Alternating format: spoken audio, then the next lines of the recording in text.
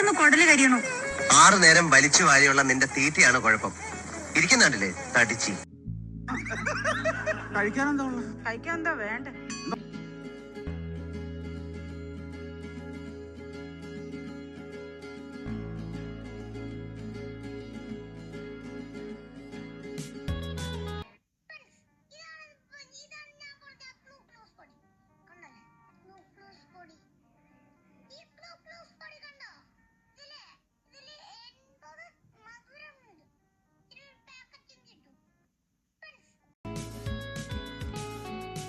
I need an intervention, divine intervention.